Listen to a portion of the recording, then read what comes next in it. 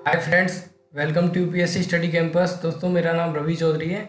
इस वीडियो में हम देखते हैं जो यूरोपियन कंपनीज जो भी आई थी उनसे रिलेटेड जितने भी इंपॉर्टेंट क्वेश्चंस हैं वो मैंने यहाँ पर डाले हुए हैं। ठीक है, तो पहला क्वेश्चन है, ये समुद्री यात्री हैं और ये देश है इनका, ये इनसे मैचिंग करनी है। तो मैचिंग करते हैं डायरेक्ट। अब वास्को डिगामा आपको पता ही है कौन थे। इनको कहा जाता है कि यार इन्होंने भारत की खोज की थी 1498 में। ठीक है, 1498 1498 में भारत की खोज की थी। तो ये थे कहाँ के? पुर्तगाल के। दोस्तों, यहाँ पर एक चीज़ मैं आपको बता दूं कि जो खोज करने वाली बात चलती है, ऐसा नहीं है कि इंडिया का पहले कोई नहीं जानता था वर्ल्ड में ट्रेड विरेड, वो तो एंशियंट टाइम से ही होता चला है। लेकिन इन्होंने एक न्यू सी रूट की खोज की थी, नया एक समुद्री मार्ग इन्होंने खोजा था, इसलिए बोला जाता है कि यार खोज की। उसके बाद क्रिस्टोफर कोलंबस, ये इंडिया के लिए ही निकले थे, लेकिन ये पहुंच गए कहाँ? अमेरिका पहुंच गए थे, इसीलिए कहा जाता है कि इन्होंने अमेरिका की खोज की थी और ये स्पेन के रहने वाले थे। ठीक है, उसके बाद आते हैं डॉक्टर कैप्टन कुक, ये ग्रेट ब्रिटेन के थे, इन्होंने ऑस्ट्रेलिया की खोज की थी। उसके बाद है तस्मान, ये थे हॉलैंड के। तस्मान, आपने एक तस्मानिया आइलैंड देखा होगा जो ऑस्ट्रेलिया की जो मेनलैंड है उसके नीचे ऐसे करके एक छोटा सा आइलैंड है तस्मानिया आइलैंड, वो इन्होंने खोजा था। और उसके इधर साइड में क्या है? न्यूजीलैंड को भी दोस्तों इन्होंने ही खोजा था, तस्मान ने। निम्न में से कौन नीला जल योजना या ब्लू वाटर पॉलिसी से संबंधित है? ब्लू वाटर पॉलिसी चलाई थी, ये जितने भी कंपनियां आई इन्होंने तरह तरह की पॉलिसी चलाई, हम आगे बहुत सारी पढ़ेंगे। तो ऐसे ही एक ब्लू वाटर पॉलिसी चलाई थी, किसने? पुर्तगाल के जो कंपनी के गवर्नर थे, पहले जो गवर्नर थे फ्रांसिस्को डी अल्मेडा, उन्होंने चलाई थी ब्लू वाटर पॉलिसी। अब ये इन्होंने दोस्तों चलाई थी 1505 में, ये यहाँ पर आए थे गवर्नर बन के। कब? 1505 में फ्रांसिस्को डी अल्मेडा आए थे, तभी इन्होंने ये ब्लू वाटर पॉलिसी चलाई। एक चीज़ और, ब्लू वाटर पॉलिसी पूछा जा सकता है किससे संबंधित थी? तो दोस्तों, जो इंडिया के नीचे जो इंडियन ओशन है पूरा, उसमें अपना जो प्रभुत्व स्थापित करने के लिए इन्होंने चलाई थी ब्लू वाटर पॉलिसी। ठीक है, भारत में पुर्तगाली शक्ति का वास्तविक संस्थापक कौन था? तो पूछा जा रहा है यार वास्तविक मतलब रियल फाउंडर कौन था पुर्तगीज का? तो रियल फाउंडर में इनके जो दूसरे गवर्नर थे, इनका नाम था अल्फांसो डी अल्बुकर्क, और ये आए थे कब? इनके 4 साल बाद, मतलब 1509 में आए थे अल्बुकर्क। ठीक है, पुर्तगालियों ने भारत में निम्नलिखित में से किस स्थान पर प्रथम दुर्ग का निर्माण किया था? दुर्ग मतलब फोर्ट की बात कर रहे हैं, किले की बात कर रहे हैं। पहला किला कहाँ पर बना? पुर्तगालियों ने दोस्तों पहला किला जो बनाया था वो कोचीन में बनाया था। ठीक है, बंगाल की निम्नलिखित फैक्ट्रियों में से एक जो पुर्तगालियों द्वारा स्थापित की गई थी, बांदेल, चिंसुरा, हुगली या श्रीरामपुर? तो इसका दोस्तों सही आंसर है हुगली। अब इसके बारे में मैं आपको थोड़ा बता देता हूँ कि पुर्तगालियों ने क्या किया था। बंगाल के शासक थे गयासुद्दीन महमूद शाह, इनसे सतगांव और चटगांव में अपनी फैक्ट्रियाँ स्थापित करने की मतलब परमिशन इन्होंने ले ली थी, अनुमति ले ली थी। फिर क्या हुआ, कुछ समय बाद सतगांव का जब पतन होने लग गया तो उसकी जगह किसने ले ली? उसकी जगह जो मेन सेंटर बना वो बना हुगली। तो हुगली किसका था? पुर्तगालियों का। अब आगे देखो, चिंसुरा, दोस्तों चिंसुरा डचों की थी, ये भी याद रखना है आपको क्योंकि ये सारे के सारे पूछे जाते हैं। चिंसुरा डचों की थी। और जो श्रीरामपुर है वो डेनिशों का प्रमुख केंद्र था। डेनिश मतलब जो डेनमार्क के रहने वाले थे वो भी तो आए थे, तो उनका प्रमुख केंद्र था श्रीरामपुर। हुगली को बंगाल की खाड़ी में समुद्री लूटपाट के लिए किसने अड्डा बनाया? अब देखो, ये क्वेश्चन मैंने जानबूझ के ऐड किया है। इसमें बताता हूँ आपको, पिछली वीडियो में मैंने आपको बताया, पिछला वाला क्वेश्चन था उसमें कि हुगली किसका केंद्र था? पुर्तगालियों का। ठीक है, अब मान लीजिए कि आपको ऐसे क्वेश्चन में ये नहीं पता है क्या से समुद्री लूटपाट के लिए इन्होंने अड्डा बनाया था या नहीं, आपको मान लो ये नहीं पता, तो ऐसी कंडीशन में क्वेश्चन को छोड़ना समझदारी नहीं है। उसमें आप क्या करिए, क्योंकि आपके पास एक रीज़न है, लॉजिक है कि यार हुगली इनके अंडर में था तो मोस्ट प्रोबेबली इनके में ही रहा होगा, तो इसमें पुर्तगाल आपको आंसर लगाकर आना चाहिए जो कि सही आंसर है। ठीक है, भारत में 1613 में अंग्रेजों ने अपनी पहली फैक्ट्री कहाँ पर स्थापित करी थी? अब ये बता दूं, देखो ये बहुत इंपॉर्टेंट क्वेश्चन इसलिए, एक तो पूछा कई बार जाता है, गोवा, अमरकोट, बंगाल में हुगली या सूरत, तो इसका सही आंसर तो सूरत है। अब यहाँ पर कन्फ्यूजन कहाँ होती है ये आप समझिए। देखो सूरत में अंग्रेजों ने अपनी पहली फैक्ट्री लगाई थी 1613 में, ठीक है, लेकिन कहीं कहीं जब आपको आंसर मिलेगा तो उसमें आंसर मिलेगा आपको क्या, मछलीपट्टनम या मसूलीपट्टनम। तो हाँ वही सही आंसर है वैसे तो, क्योंकि 1611 में अंग्रेजों ने सबसे पहली जो अपनी फैक्ट्री लगाई थी वो मछलीपट्टनम या मसूलीपट्टनम में ही लगाई थी। लेकिन दोस्तों ये जो फैक्ट्री थी ये अस्थाई फैक्ट्री थी, टेम्परेरी थी, लेकिन जो स्थाई फैक्ट्री सबसे पहली लगी वो कौन सी थी, सूरत।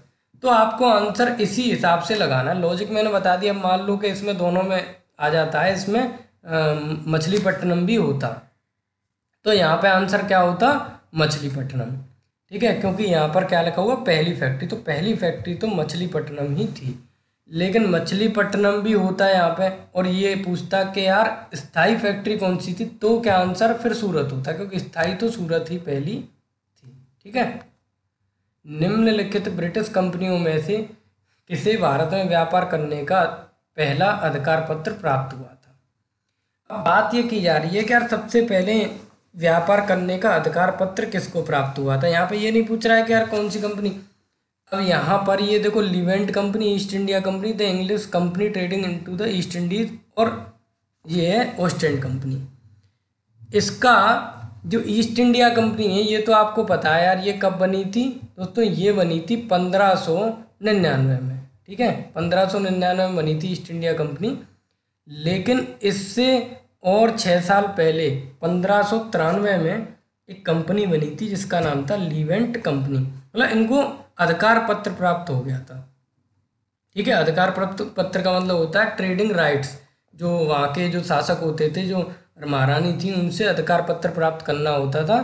तो लिवेंट कंपनी जो थी उसने ईस्ट इंडिया कंपनी से भी पहले अधिकार प्राप्त कर लिया था। जैसे ईस्ट इंडिया कंपनी को बना था 1600 में, मतलब बनने के 1 साल बाद इनको अधिकार पत्र मिल गया था, लेकिन उससे पहले ही 1993 में लिवेंट कंपनी को मिल चुका था। तो ये आपको याद रखना है, इसका सही आंसर होगा लिवेंट कंपनी। निम्नलिखित यूरोपियन व्यापारिक कंपनियों में से किसने सूरत में सर्वप्रथम कारखाना स्थापित किया? अब देखो यहाँ पे आंसर है डच, फ्रांसीसी, अंग्रेज या पुर्तगीज। तो दोस्तों इसमें आपको एक चीज़ तो ये याद रखनी है कि यार सबसे पहला जो कारखाना स्थापित किया था वो तो सही बात है कि वो तो अंग्रेजों ने ही किया था, ठीक है। तो इसका सही आंसर आप क्या लगाओगे, इसमें सही आंसर आप लगाओगे कि यार ये अंग्रेजों ने किया था। लेकिन इसके बाद आपको ये भी पता रखना है कि यार इनके बाद में किस किस ने वहाँ पर सूरत में और लोगों ने भी कुछ ने फैक्ट्री लगाई थी। तो वो इनके बाद जैसे 1668 में फैक्ट्री लगाई थी किसने, फ्रांसीसियों ने। फ्रांसीसियों ने जो अपनी पहली फैक्ट्री लगाई थी इन्होंने भी सूरत में ही लगाई थी, और उसकी डेट क्या थी, 1668, ठीक है, ये आपको याद रखना। डच जो थे, डचों ने भी अपनी पहली फैक्ट्री 1616 में वहीं पर लगाई थी। तो ये तीनों लोगों ने, डच, फ्रांसीसी और अंग्रेज, इन तीनों ने सूरत में फैक्ट्री इस्टेब्लिश की थी। लेकिन सबसे पहले अंग्रेजों ने करी 1613 में, उसके बाद 1616 में डचों ने करी, और फिर 1668 में फ्रांसीसियों ने। भारत में फ्रांसीसियों ने अपना सबसे पहला कारखाना निम्न स्थानों में से कहाँ लगाया था? तो आप बता ही सकते हो, तो इसका आंसर क्या होगा, सूरत, जो फर्स्ट फैक्ट्री वही थी इनकी। बंगाल में निम्नलिखित में से कौन सा कारखाना डचों ने स्थापित किया था? डच कौन, अच्छा डच किसको बोलते हैं ये भी जान लो। जो हॉलैंड, ये जो नीदरलैंड वाला जो रीजन है, नीदरलैंड, हॉलैंड, इनको पहले डच बोलते थे, ठीक है। तो यही है डच वाला। अब ये पूछ रहा बंगाल में निम्नलिखित से कौन सा कारखाना डचों ने स्थापित किया था, तो इसका जो सही आंसर होगा वो क्या होगा। अब आप बताइए, ये मैंने पहले भी, इससे पहले जो बता रहा था, जब भी मैंने आपको बताया था, अभी जब एक्सप्लेन कर रहा था तीनों चारों को, तो ये मैंने अच्छे से बताया था, इसलिए मैं इसका आंसर आपको नहीं बता रहा हूँ। इसका आंसर आप खुद बताओ, ठीक है। फिर मैं बताता हूँ। निम्नलिखित में से प्रथम कर्नाटक युद्ध का कौन सा तात्कालिक कारण था? देखो, कर्नाटक युद्ध जो हुए थे ये हुए थे किसके बीच में? ये फ्रांसीसी और अंग्रेजों के बीच में हुए थे। 3 युद्ध हुए थे कर्नाटक के। पहला जो हुआ था वो कब हुआ था? ये 1746 से 48 के बीच में हुआ था। इसका जो मेन रीज़न था वो ये था कि ऑस्ट्रिया जो कंट्री है यूरोप में, उसको लेकर फ्रांस और इंग्लैंड में लड़ाई चल रही थी आपस में। तो वहाँ पर चल रही थी। अब तो जानते हो यहाँ भी जब पता चलता है इनको कि यार वहाँ पर लड़ाई चल रही है तो ऐसा हो जाता है। ज़्यादातर देखा यही गया इतिहास में कि वहाँ पर भी फिर लड़ाइयाँ स्टार्ट हो ही जाती थी। कहने को इनकी गवर्नमेंट का इनसे कोई वो नहीं था कि यार आप भी आपस में कोई युद्ध करो, लेकिन इन लोगों ने क्या किया? अंग्रेज था, एक कैप्टन था, कैप्टन बर्नेट। कैप्टन बर्नेट ने क्या किया कि कुछ फ्रांसीसी जहाज़ों को अपने अधिकार में ले लिया, ठीक है, उन पर आक्रमण कर दिया। इससे क्या है, लड़ाई स्टार्ट हो गई।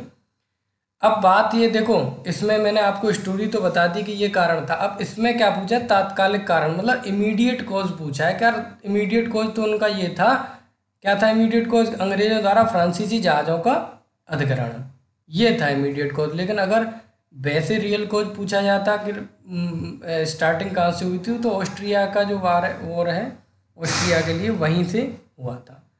फ्रांसीसी ईस्ट इंडिया कंपनी स्थापित हुई थी। देखो ये दोस्तों इसमें बताऊं, लुई 14वें के शासनकाल में हुई थी। ये पूछा गया कई बार, इसलिए मैंने यहाँ पर डाल दिया है। लुई 14वां ये वहाँ का शासक था उस टाइम पे, फ्रांस का। यहाँ पे आपको एक चीज़ और याद रखनी है कि इनके एक मिनिस्टर थे जिसका नाम था कोलबर्ट, ठीक है।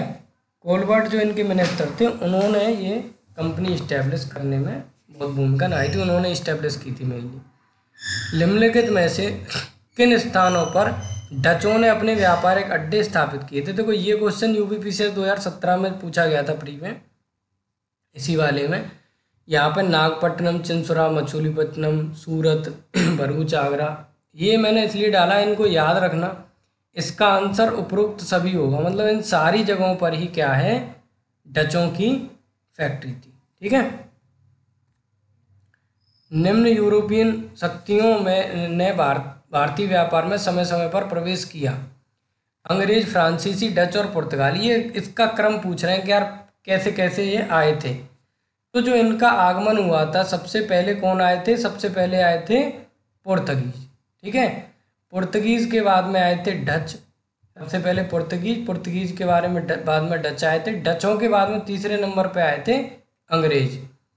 और अंग्रेजों के बाद चौथे नंबर पे फ्रांस नहीं आए थे। चौथे नंबर पे कौन आया था? डेनिश आए थे, डेनमार्क वाले आए थे। फिर आए थे सबसे लास्ट में फ्रांसीसी, ठीक है। अब देखो ये आया क्वेश्चन, अच्छा क्वेश्चन है। यहाँ पे ये पूछ रहे हैं कि यार ये किस किस के अधिकार में थे, मैच करना है। तो आपको ये बताना है, देखो गोवा किसके अधिकार में था, पौंडीचेरी किसके अधिकार में था, ये इसके बताने, ठीक है। और ये क्वेश्चन कई तरह से घुमा फिरा कर पूछा जाता है। दोस्तों पौंडीचेरी आपको पता है किसके अधिकार में था? फ्रेंच के में था, ठीक है। फ्रांस सबसे एंड में गए थे, पता ही होगा आपको, यहाँ से पौंडीचेरी से, और यहाँ से पौंडीचेरी था फ्रेंच के में। और गोवा जो था वो था दोस्तों पुर्तगीज़ के हाथों में था, एंड तक रहा है बहुत बाद तक आज़ादी के। और उसके बाद ट्रांकेबार जो था, ट्रांकेबार था डेनिशों के हाथ में। और ये सद्रास बचा वो था डचों के, ठीक है। इसके सही आंसर यही होंगे। इसने ईस्ट इंडिया कंपनी के बारे में यह टिप्पणी की थी, एक स्टेटमेंट दिया था कि कंपनी एक असंगति है, ठीक है, परंतु यह उस व्यवस्था का भाग है जहां सब कुछ ही असंगत है, मतलब इनकंसिस्टेंट है, कुछ भी सही नहीं चल रहा है।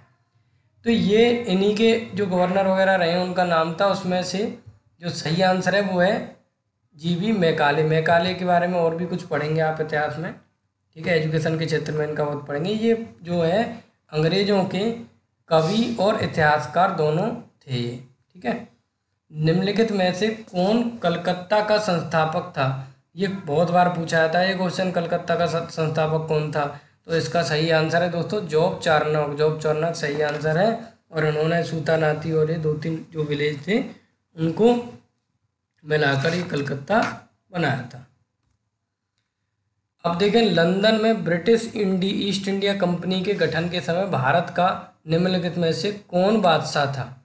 जब ये बन रही थी उस टाइम पर बादशाह कौन था? अब यार उस टाइम पर आप एक बात बताइए, कब बनी थी? ये बनी थी 1599 को बनी थी ये ईस्ट इंडिया कंपनी। और उस टाइम पे भारत में कौन था? अकबर थे, क्योंकि अकबर कब तक रहे थे? अकबर 1605 तक रहे थे। ठीक है। अच्छा दोस्तों, अगर आपको पसंद आ रहे हैं क्वेश्चन हमारे, तो चैनल को सब्सक्राइब करें। आप हमारे टेलीग्राम ग्रुप से भी जुड़ सकते हैं, उसकी लिंक मैं डिस्क्रिप्शन बॉक्स में दे दूंगा। ठीक है। अगला क्वेश्चन है, ये दोनों मिलाने हैं। ये पूछा गया दोस्तों कि कौन कौन से युद्ध हुए थे, बैटल्स जो थे, और वो कौन सी संधियों से रुके थे। तो प्रथम कर्नाटक युद्ध यानी फर्स्ट कर्नाटक वार जो मैंने बताया था आपको, अभी कब हुआ था वो अभी मैंने डेट बताई थी आपको, 1740 से 1748 के बीच में। ये हुआ था ख़त्म एक्स-ला-चैपेल की संधि के अंत में। एक्स-ला-चैपेल की संधि हुई थी फ्रांस में और ब्रिटेन में, वहीं पर यूरोप में। तो जैसे ही वो हुआ तो ऐसे ही साथ में ये युद्ध भी ख़त्म हो गया। सेकंड जो युद्ध था कर्नाटक का, ये अनिर्णायक रहा था, इसका कोई फाइनल रिजल्ट नहीं निकल पाया था। ऐसे युद्ध हो गए, बंद हो गया था, कोई संधि वंधि अलग से नहीं हुई थी।